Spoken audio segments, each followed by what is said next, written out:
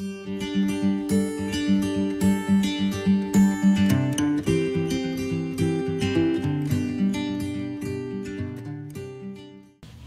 we have our 4 panels done, and we're going to take 2 of them, and let's flip them over.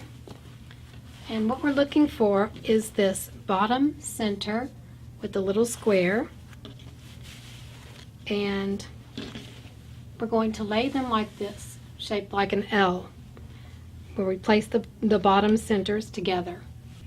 And here's what they look like placed together. Now we're going to take these and sew these together. We're going to put them right sides together and stitch from this side to this side. So if we pick these up and turn it over, this is how we have them. And here are the 2 centers.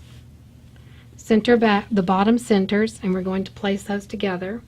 And we're going to stitch down this line here, because what we're going to do is make an L shape, if you can see that. Okay, and you'll notice that these seams here will interlock. These seams will interlock, so you start sewing here and you stitch on the stitching line, interlocking the seams.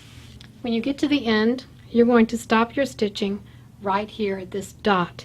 And then I like to do a little back stitch just to reinforce it there. So you'll do that with all 4 of your panels, and then you'll have 2 L's. And we're going to press towards the lower part of the L. That's the base of the L goes this way. Press towards the base of the L.